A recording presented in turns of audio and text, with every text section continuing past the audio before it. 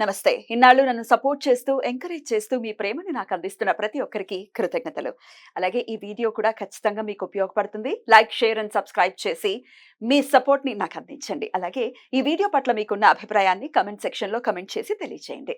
ఇప్పుడు వీడియోని చూద్దాం. నమస్తే. Welcome to our channel. నేను పద్మిని. ప్రస్తుతంతో పాటు వేదిక్ ఆస్ట్రాలజర్ అవినాష్ దాస్ గారు ఉన్నారు. మాట్లాడదాం. అవినాష్ గారు నమస్తే అండి. నమస్కారం అండి. ఓం నమ శివాయ. ఓం నమో వెంకటేశాయ. అవినాష్ గారు రేపే జ్యేష్ఠ పూర్ణిమ, శుక్రవారం పూర్ణిమ. డెఫినెట్ గా చాలా చాలా పవర్ఫుల్ డేగా చెప్తూ ఉంటారు.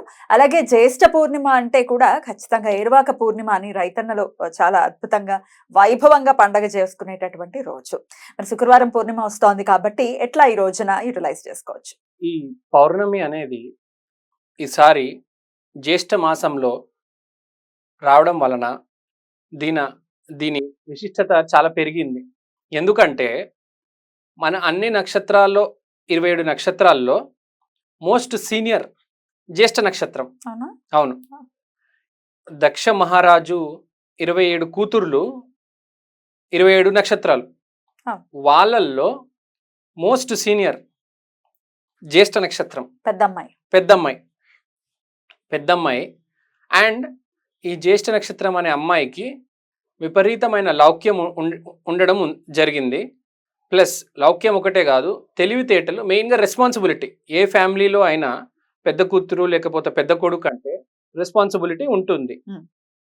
సో మనం పౌర్ణమి రోజు బేసిక్గా చేసే ప్రక్రియ ఏంటంటే, పౌర్ణమి రోజు మనము లలిత త్రిపుర సుందరి అమ్మవారికి పూజ చేస్తాం.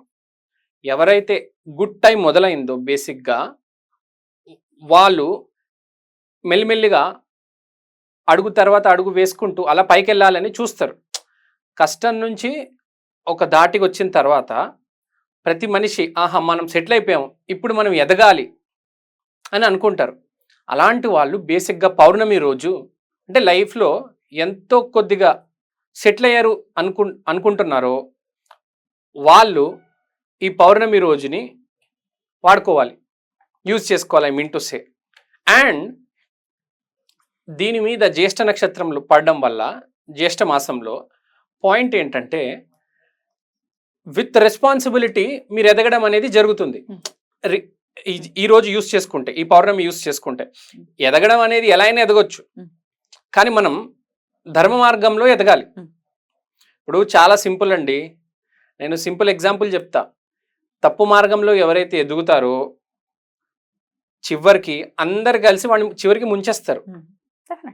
మీకు ఒక ఎగ్జాంపుల్, ప్రకృతే చాలు, డెఫినెట్ గా అధర్మమే ఎదురవుతుంది కదా. ఇప్పుడు మీకు ఒక ఎగ్జాంపుల్ ఇవ్వమంటే నాకు మంచి ఎగ్జాంపుల్ గుర్తొచ్చింది.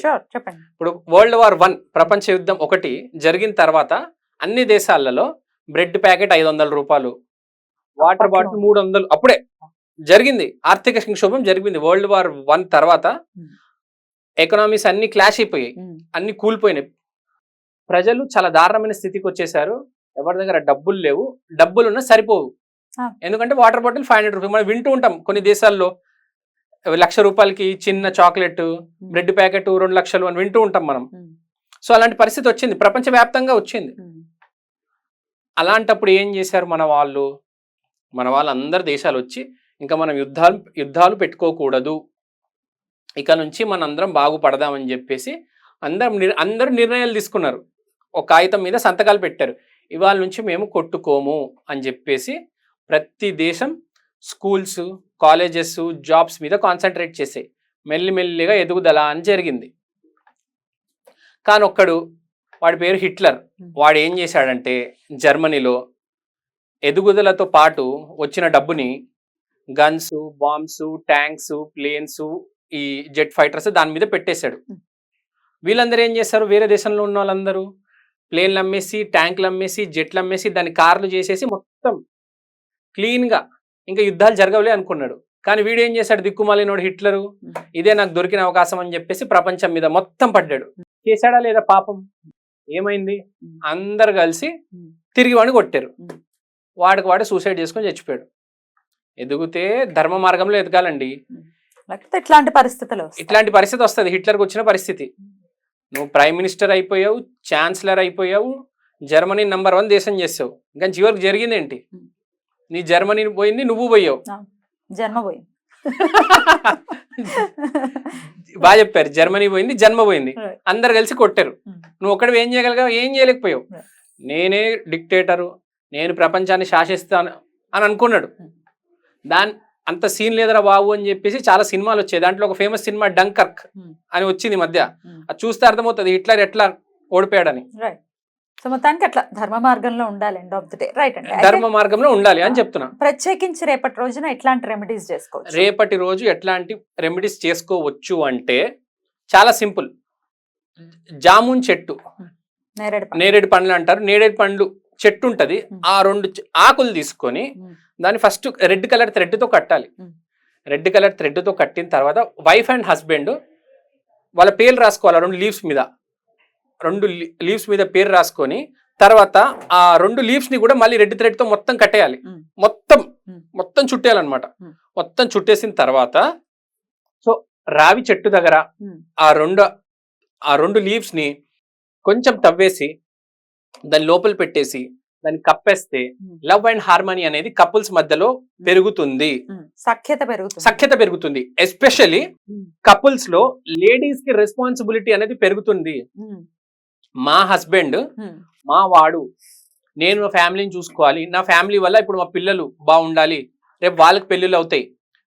ప్రేమ ఒకటే కాదు, వైఫ్ అంటే మొత్తం రెస్పాన్సిబిలిటీ తీసుకోవాలి. ఫ్యామిలీది, కోడళ్ళు, అల్లుడు, అత్తను మేనేజ్ చేయాలి అన్ని.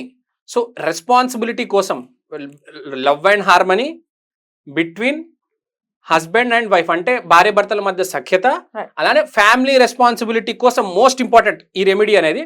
ఎప్పుడు చేయమంటారు ఈ రెమెడీ?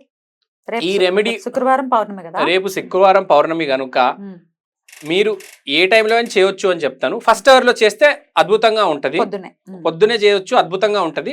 ఇంకోటి రావి చెట్టు దగ్గర మొదలు మీరు పెట్టమన్నాను కదా, పెద్ద రావి చెట్టు చూసుకోండి.